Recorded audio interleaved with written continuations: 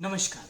आप देख रहे हैं हमारे चैनल आर के एस्ट्रो और आज हम बात सूर्य की करने वाले हैं। सूर्य क्या है?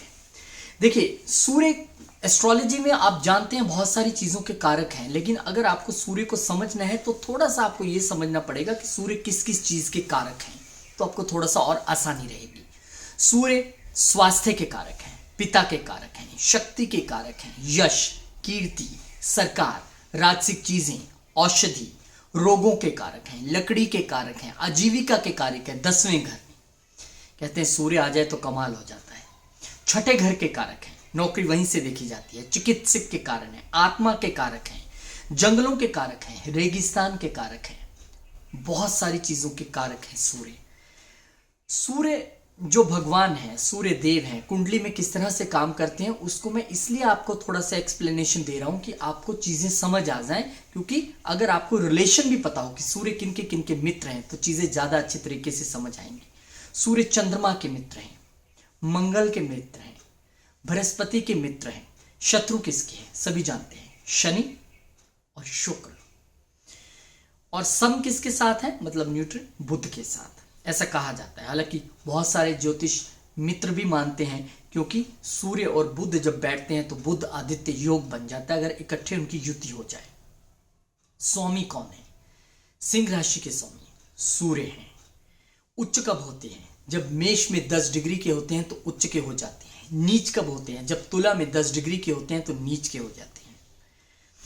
और आपको एक चीज बताते हैं कि सूर्यदेव महाराज को अगर आपने प्रसन्न करना है तो उनका मंत्र कर सकते हैं।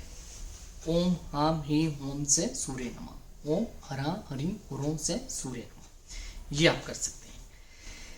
चलिए, बहुत सारी चीजें आपको सूर्य के विषय में बतानी है एक एक करके, लेकिन आपको पहले ये बताते हैं कि सूर्य, क्योंकि बहुत आसानी से जिनको कुंडली नहीं भी देखनी आती है लेकिन अपना बर्थ चार्ट थोड़ा बहुत देख लेते हैं, उनके सामने खुला है, अरे भाई मेरा सूर्य तो वहां बैठा है, पहले घर में, दूसरे घर में, क्या रिजल्ट होगा, बहुत आसानी से आपको समझाता हूं। देखिए, जिनके लगन में सूर्य आ जाए, अब सूर्य क्या है? जलती हुई वस्तु, एकदम अग्नि वाला जो ग्रह होता है।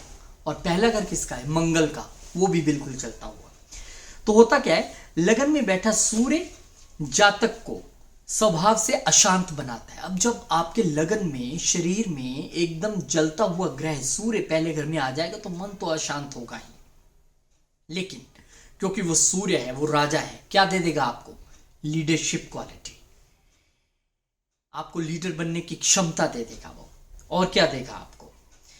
थोड़ा सा अहंकार भी देता है। मैंने बताया ना, वो ईगो है, वो जब बैठ गया तो कहेगा मैं सबसे ऊपर हूं, वो ईगोइस्टिक बना देगा आपको, घमंडी बना देगा आपको। जातक को आत्म केंद्रित बनाता है।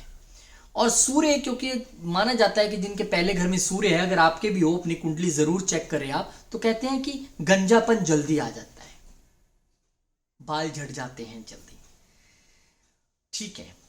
और इसके अलावा आपको सूर्य की और चीजें बताते हैं कि सूर्य पहले घर में क्या क्या करता है। देखिए, सूर्य अगर पहले घर में हो और उसकी राहु के साथ युति आ जाए तो फिर बीपी वगैरह का इश्यू, आंखों की प्रॉब्लम, ये सारी चीजें हैं वो आ जाती हैं।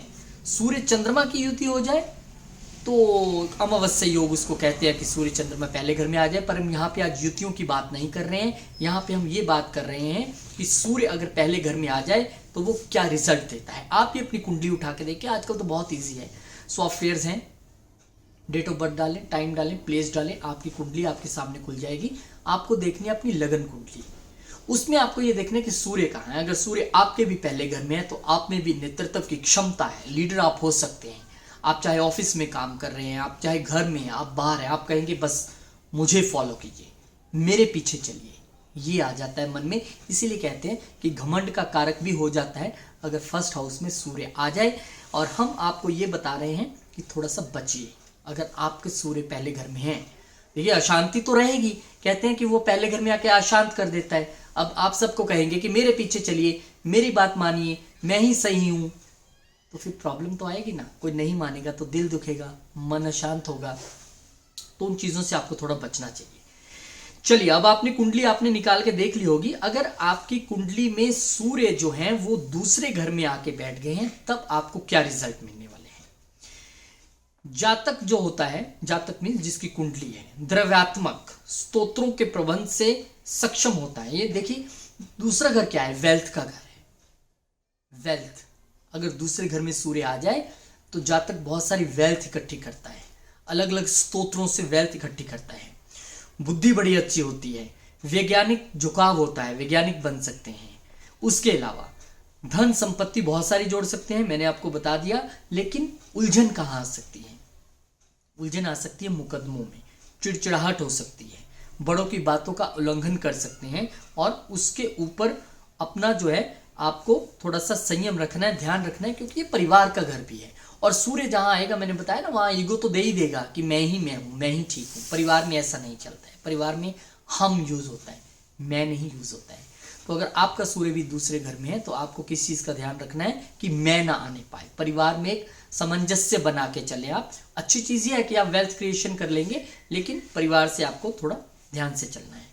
अब सूर्य अगर तीसरे घर में आ जाए, आप कुंडली चेक कीजिए आपकी, आप मत देखिए कि पहले घर में कौन सी राशि लिखी है, दूसरे घर में, भूल जाइए आप कोई राशि लिखी हो कहीं भी। ये भी बड़ा मन में वहम हो गया, मेरे तो पहले घर में ये लिखा है, कुछ लिखा हो। हम ये कह रहे हैं कि कुंडली में सूर्य अगर कहां कहां पड़ा है तो उसके क्या रिजल्ट है। पहले और दूसरे घर का बता दिया, तीसरे घर का बताते हैं। देखिए तीसरे घर में अगर सूर्य आ जाए तो बौद्धिक घमंड, अपने सगे संबंधियों से मित्रता पूर्ण ना होना और धनवान होना, साहसी होना। अब ये क्यों बोली गई हैं सारी चीजें, ग्रंथों में क्यों लिखी गई हैं। तीसरा घर क्या है, साहस का, पुरुषार्थ का।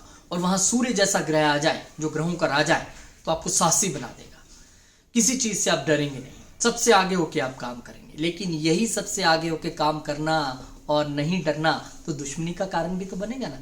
वो मित्रता का भी घर है, वो मित्रों का घर है, तो वहां से उनसे थोड़ा सा, क्योंकि ग्रह कहीं भी आएगा ऐसा जलता हुआ ग्रह, तो उन कारक तत्वों को थोड़ा कई बार नष्ट भी करते हैं।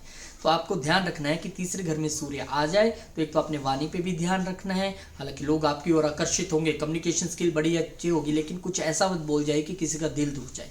और दूसरी बात, तृतीय घर में सूर्य क्या करता है, मैंने आपको बताया कि तृतीय घर में सूर्य आपको साहसी बनाता है, लेकिन मित्रों से अनबन करा देता है। आगे आ चलिए, चौथे घर में सूर्य हो अगर तो क्या होता है, केंद्र स्थान, चौथा घर, आपका सूर्य भी वहां है। देखिए अपनी कुंडली में बताता हूं आपको। चौथे घर में अगर सूर्य आ जाए तो स्वार्थी हो जाते हैं थोड़ा सा, और बीपी का इशू आ जाता है, क्योंकि हम हार्ट का भी पोर्शन मानते हैं चौथे घर को। वहां सूर्य आ जाए तो डेफिनेटली वो थोड़ी सी प्रॉब्लम तो आएगी। और इसके अलावा पेट की थोड़ी सी समस्याएं हो सकती हैं। और स्त्रियों की कुंडली में यह विवाह में हानि भी पहुंचाता है। जातक उत्तराधिकार में धन प्राप्ति कर सकता है। सूर्य अगर चौथे घर में आ जाए, हो सकता है आपको अच्छी जमीन और अच्छी वो सारी चीजें मिल जाएं, लेकिन उसका एक कारण है कि यहाँ पे आपको पेट संबंधी इश्यूज, हार्ट संबंधी इश्यूज आपको बहुत ध्यान रखना है। अगर है तो एक्सरसाइज वगैरह अच्छे से कीजिए, ज़्यादा गुस्से होने की ज़रूरत नहीं है। ये सारी चीज़ें जो है यहाँ पे सूर्यदेव चतुर्थ घर में देते हैं, उसका आपको ध्यान रखना है। पंचम घर में अपने बड़ों के प्रति चिंता, बौद्धिक और युक्तिपूर्ण। अब पंचम घर क्या है, पंचम घर बच्चों का भी घर है, क्रिएटिविटी का भी घर है। और ये पंचम घर में अगर सूर्यदेव महाराज आ जाएं, क्योंकि उनका ये अपना पक्का घर भी है। अगर हम लाल किताब से हिसाब से देखें और काल पुरुष की कुंडली के हिसाब से तो पंचम घर सूर्य का ही बनता है, और वहीं पे सूर्यदेव आ जाए। आप ये मत देखिए कि आपकी कुंडली में वहां पे क्या नंबर राशि लिखी, हम तो बस ग्रह को आपको बता रहे हैं। तो आपको अब क्रिएटिव है तो आपको बिल्कुल सोच समझ के फैसला लेने वाला बना देगा कि वाह ऐसा फैसला तो कोई ले ही नहीं सकता है। और अपनों बड़ों के प्रति जो है आपको चिंता भी रहेगी, आदर भी रहेगा। सूर्य राजा तो है, और वहाँ पे बैठ के आपका अपने बच्चों के प्रति जो है वो झुकाव भी रहेगा, प्यार भी रहेगा, क्योंकि बच्चों का भी घर है। और प्राइमरी एजुकेशन भी आपकी अच्छी रहेगी वहाँ पर, रैदर देन कोई दुश्मन राशि वहाँ पे ना आ जाए। पर फिलहाल हम उस चीज़ को ना छेड़ते हुए सिर्फ ये बता रहे हैं कि सूर्य वहाँ पर क्या करेंगे। अब छठे घर में सूर्य आ जाए, छठा घर क्या है, नौकरी का घर है, दुश्मनों का घर है, कंपटीशंस का घर है। तो छठे घर में अगर सूर्यदेव महाराज आ जाएं तो होगा क्या, अच्छी प्रशासनिक क्षमता, आईएएस आईपीएस हो सकते हैं, साहसी, अपने सगे संबंधियों से अच्छे संबंध बनाकर यहाँ पर आपको रखने होंगे। वहां जरूर दिक्कत है क्योंकि ये ननिहाल का घर भी है। कठोर परिश्रम के द्वारा अपनी पहचान बनाता है अगर सूर्य छठे घर में आ जाए, प्रशासनिक कार्यों में बहुत अच्छा हो जाता है। देखिए जहां एक ग्रह सूर्य जैसा ग्रह बैठेगा छठे घर में तो वहाँ पे कुछ अच्छी चीज़ें तो करेगा, पर मैंने बताया कि जहाँ वो किसी रिश्ते को लेकर अगर वो घर है तो वहाँ पे ज़रूर आपको थोड़ा ध्यान रखना है कि वहाँ कड़वाहट ना आ जाए। तो ये ननिहाल का घर भी है, उनके साथ आपको रिश्ते अच्छे रहें, इन चीज़ों का ध्यान रखना है अगर सूर्य छठे घर में।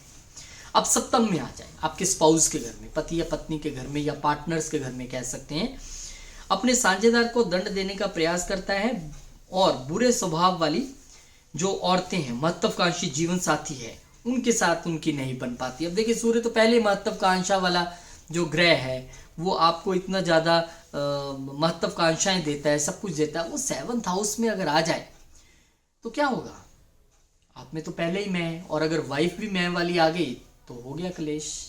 तो वहां पे वो क्या करेगा, आपको हमेशा लगेगा अरे इसने ऐसे कैसे कर दिया, मैं इसको दंड दूंगा, अरे मेरा पार्टनर है ये ठीक नहीं कर रहा है, मैं इसको दंड दूंगा।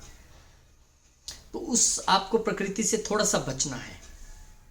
वैवाहिक जीवन में थोड़ा सा असंतोष रहता है क्योंकि वो 7वां घर है। मैंने कहा ना, जिस भी घर में वो जाएंगे वहां के कुछ कार्य तब तो वो अच्छे हो जाएंगे, बढ़िया हो जाएंगे।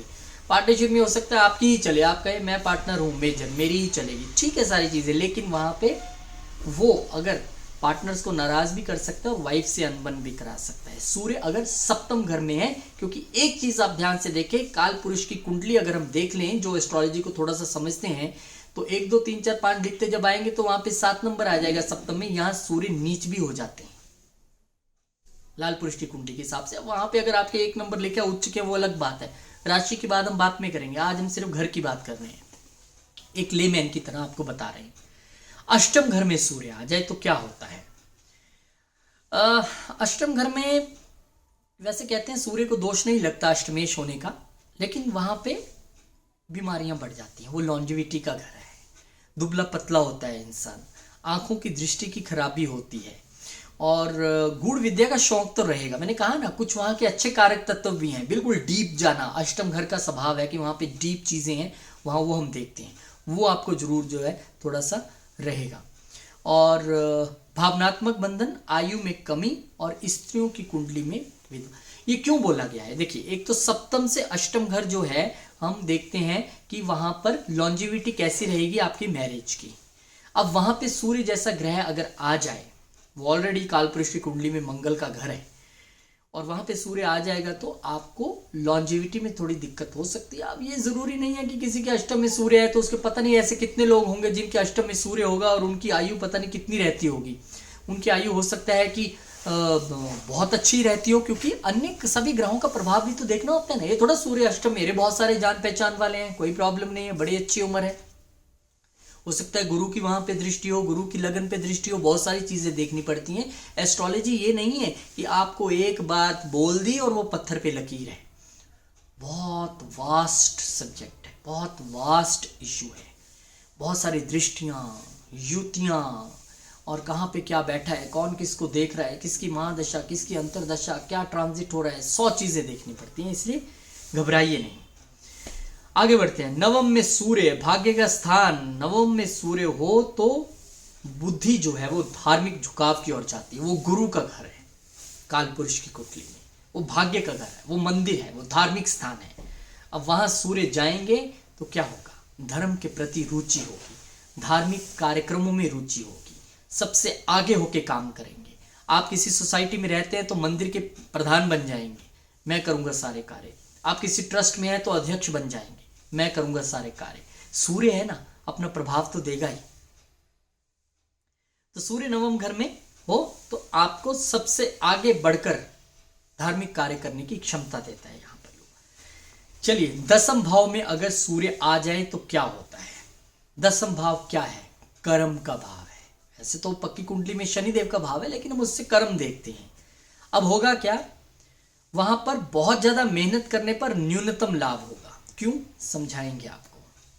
वहां पर कठिन कार्य करने पड़ेंगे, प्रयास करना पड़ेगा, सीखने के लिए बौद्धिक इच्छा रखनी पड़ेगी, शासन का प्रिय, और इसके अलावा जीवन में नाम, यश, कीर्ति, शक्तिशाली माता पिता। हमने क्यों कहा ये, इसलिए कहा कि सूर्य अगर वहां पर शनि के घर में आ जाए, वो पक्का घर शनि का माना जाता है 10वां, तो वहां पे थोड़ी सी आपको कठिनाइयों का सामना तो करना पड़ेगा। लेकिन सूर्य वहां पर है तो सूर्य क्या है, राजा। सूर्य को हम पिता भी कहते हैं, तो पिता का एक घर भी है 10वां, तो पिता बहुत प्रभावशाली होंगे, हो सकता है राजनीतिज्ञ हो, राजनेता हो, समाज में कोई बहुत प्रभावशाली व्यक्ति हो, और आप भी राजनीति में अच्छा कर सकते हैं, प्रशासनिक कार्य में अच्छा कर सकते हैं। सूर्य राजा है और यहाँ से कर्म देखा जाता है, तो उसमें वो सारी चीज़ें हो सकती हैं, कोई एफ्लिक्शंस नहीं होनी चाहिए। देखिए जब भी हम ये चीज़ें जो बता रहे हैं सारी ये जेनरिक चीज़ें हैं, इन चीज़ों में एफ्लिक्शंस ना हो। एफ्लिक्शंस ना हो का मतलब है राहु की दृष्टि ना हो, साथ में कोई ऐसा पाप ग्रह ना बैठा हो, कोई ऐसी चीज़ ना हो, वो सारी चीज़ें आपको देखनी है। हम जेनरिक बता रहे हैं, फिर आपको बार बार स्टार लगा रहा हूँ कि हम जेनरिक बता रहे हैं। अब एकादश में क्या होगा, अगर 11वें घर में सूर्य देव महाराज आ जाए तो क्या होगा, धन संपत्ति अच्छी मिलेगी, दीर्घायु होगी। इसके अलावा क्या होगा, उच्च पद को संभालेगा, प्रतिभाशाली मित्र होंगे, बड़े भाइयों का घर भी है ये। इसके अलावा बहुत ज़्यादा अच्छी आय होगी, कम मेहनत करने पे भी। और इसके अलावा 11वें भाव का सूर्य कई दोषों को भी दूर करता है, बहुत अच्छा बताया गया है। लाभ का स्थान है वो, बड़े भाइयों का स्थान है वो, इच्छाओं का स्थान है। और जब सूर्य वहां पर आएंगे तो निश्चित तौर पर इच्छाएं भी पूरी होंगी, थोड़ा सा काम करेंगे तो ज़्यादा मिलेगा, बड़ा पद मिलेगा, उच्च पद मिलेगा और दीर्घायु होगी। बहुत अच्छा, अगर 11वें में सूर्य है तो खुश हो जाइए, कोई एफ्लिक्शंस नहीं होनी चाहिए, फिर बता रहा हूँ मैं। फिर उसके बाद बात करते हैं 12वें घर में। 12वें घर में यदि सूर्य देव महाराज आ जाए तो क्या करेंगे, पिता से दूरी रहती है। अगर देखिए आपके किसी घर में है तो हो सकता है पिता कहीं आर्मी में हो, कहीं विदेश में जॉब कर रहे हो, या आप कहीं बाहर हो। इसके अलावा आंखों की दृष्टि प्रभावित होती है, धन संपत्ति के लिए भी ज़्यादा अच्छा नहीं है। और इसके अलावा किसी अन्य के अधीन काम करने की क्षमता होती है, शक्तिशाली गुप्त शत्रु होते हैं, और राइट आई में ज़्यादा जो है कहते हैं यहाँ पर प्रॉब्लम रहती है। तो सूर्य देव महाराज अगर 12वां घर क्या है, 12वां घर मोक्ष का है, 12वां घर खर्चों का है, 12वां घर और बहुत सारी चीज़ों का है। तो सूर्य देव महाराज वहाँ आ जाए तो निश्चित तौर पर ये थोड़ी बहुत कठिनाइयाँ तो देंगे, पिता से दूरी भी यहाँ पर दर्शाता है, लेकिन ज़रूरी नहीं है। फिर वही कहूँगा, हो सकता है कि आपके वहाँ पर गुरु बैठे हों, ऐसी कोई दृष्टि हो, या आपके पिता के साथ ऐसी कोई उनकी कुंडली में ऐसे कोई योग बन रहे हों कि चीज़ें अच्छी हो जाएं और दूर ना होना पड़े।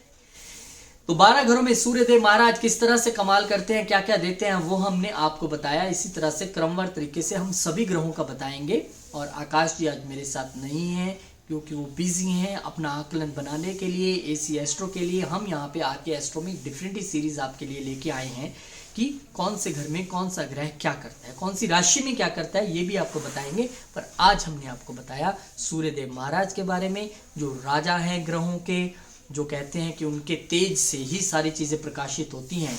और भगवान कृष्ण खुद कहते हैं कि मैं ग्रहों में सूर्य हूँ, हम इसीलिए सूर्य नारायण भगवान भी कहते हैं। तो बहुत बहुत शुक्रिया, धन्यवाद। मिलेंगे आपसे एक नए वीडियो में। आप सब लोग बहुत खुश रहिए, स्वस्थ रहिए, व्यस्त रहिए, मस्त रहिए, प्रसन्न रहिए। और सब्सक्राइब जरूर करें, शेयर जरूर करें। और ये जेनरिक प्रेडिक्शंस हैं, इसे अपनी कुंडली में देखकर घबरा मत जाइए या बहुत खुश भी मत हो जाइए, क्योंकि बहुत सारी चीज़ें देखनी पड़ती हैं। इसीलिए बार बार कहता हूँ ये एक जेनरिक प्रेडिक्शन है, आपको एक आइडिया, बेसिक कुंडली का आइडिया देने के लिए ये है। बहुत बहुत शुक्रिया, नमस्कार। मिलेंगे आपसे एक नए वीडियो में, तब तक के लिए जय श्री राम, जय हनुमान, जय माता दी, जय माता।